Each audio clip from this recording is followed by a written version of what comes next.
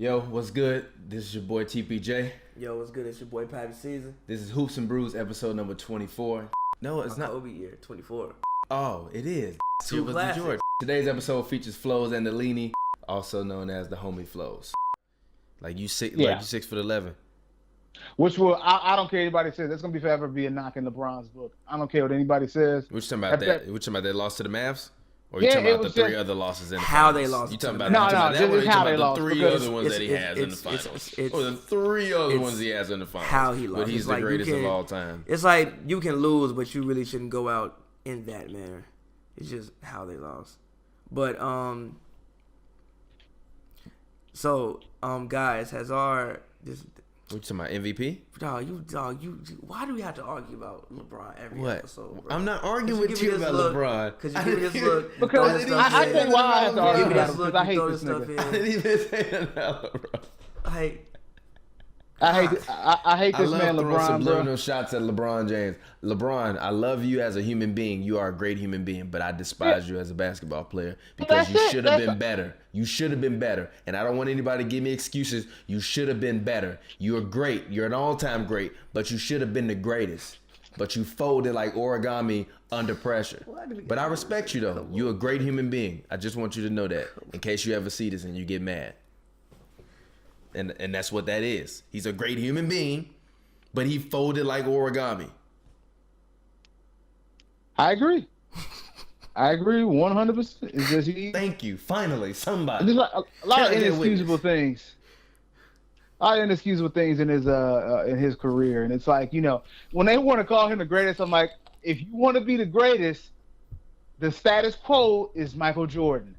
And Michael Jordan never went through some of the stuff this man went through. Don't get me wrong. Michael Jordan struggled against the freaking Pistons for a very long time. Yeah. But Michael Jordan never disappeared. Mike ain't never disappeared. Larry Bird said, I saw God in basketball shoes on the basketball court. Larry Bird said that about Michael Jordan. You know he didn't disappear. Speaking of LeBron, I am so happy he got yelled at by Tristan Thompson. I'm so happy he got yelled at. I don't know if it's me. Happy. Why are you happy about that? Because he was getting deep fried the whole game. Wasn't not the whole game, but through overtime, he was getting destroyed by Paul George. Literally on the screen and roll on the same play every single time, and he turned around looking at Tristan. I'm like, bro, you got to fight through the pick.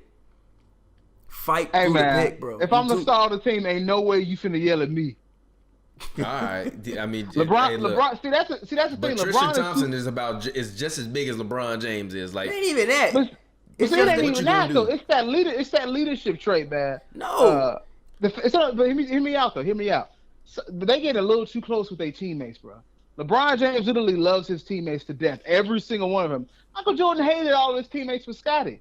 And this is the exact truth. You got to pick that one player, and the rest of them, you got to make sure they're terrified of you and be psychopathic. My man's punched Steve Kerr in the face over free throws. And let him know when it comes to the game, don't you dare try to say something to me. We got to play this game. And so that's why LeBron gets so buddy with him. It's like in the military.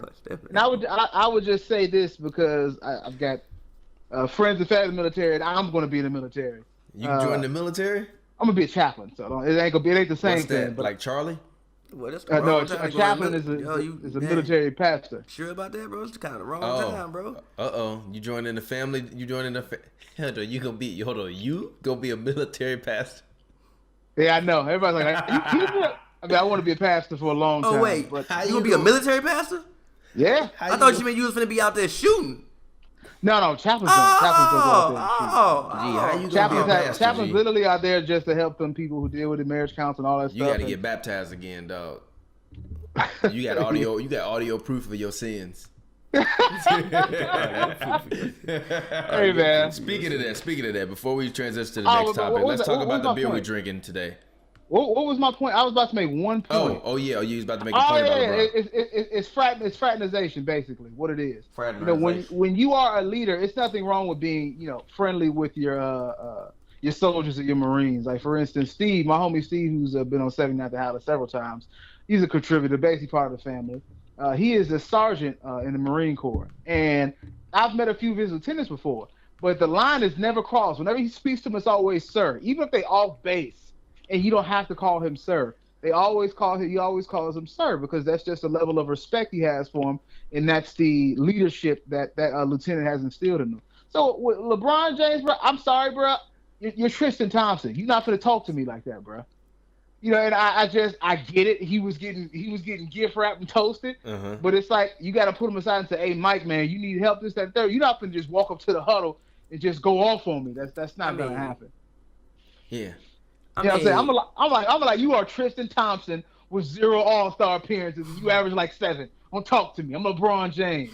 I mean, and then I'm gonna go back in the game and take off because I'm LeBron James. LeBron honestly deserved it though. Like, hey, you need Tristan. Tristan exactly. been the only one that's been there riding. He's turning with him. around and he's looking at Tristan, trying to blame it on Tristan in front of the whole arena. And Tristan got tired Well, see, of it. As a leader, LeBron's a whiner. LeBron is a whiner. I don't think we address the fact that he just whines.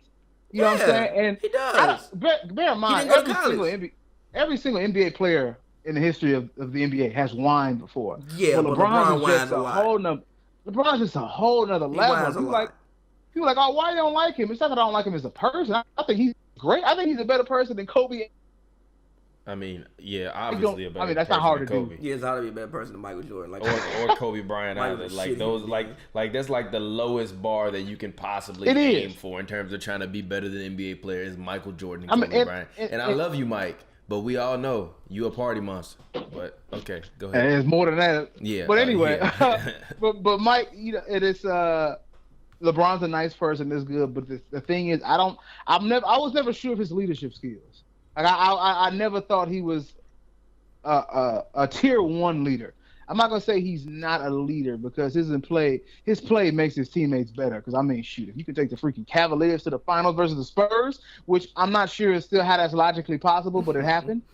Like every logical, you know, like quest I've went on to try to understand how that happened just does not make sense. Yeah, I have no idea how. Yeah. You know, how's that possible? But it happened. So I'm not gonna say he's not a great leader. But even Michael Jordan had to go through some rough periods and some better understanding when it comes to being a leader. And LeBron, he had his time around D Wade because D Wade is a natural leader, but it never made him fully a leader. So you have to sit back and blame your teammate for you getting cooked because you don't want to look bad. It's like he was getting sauce. Like Paul George was going crazy on that man. Like I think in overtime. Okay, LeBron did hit like. He did make some critical plays at the end, but like it was just he probably had like also like 5 assists overtime, but it was like he had 2 points and Paul George had 16, and LeBron got all of them. It wasn't like they were switching off. No, LeBron got all of that 16. He was getting baked by Paul George. If it's just me, but I'm starting to see LeBron lose a step. Oh, yeah. I mean, he's 33. See, that's the thing. I'm just glad we can admit that. Yeah. Everybody's told me LeBron ain't lost a step. No, yes he has. When will he lose a step? I'm like, this nigga has lost. I'm sorry, this person has lost a step. LeBron got old man moves now, like dead ass. LeBron got old man moves, bro. LeBron plays a lot of old man. That was weak as hell basketball, bro. Dude, LeBron got old does. man moves. It's literally not as like exciting as it used to be. Now it's just like I'm way stronger than you. Get away from me. Yep, let me bully you because I'm still huge. Exactly, but nah, he definitely has. But you still shouldn't be doing the things he's doing at 33 years old. That doesn't make sense. That doesn't make logical sense.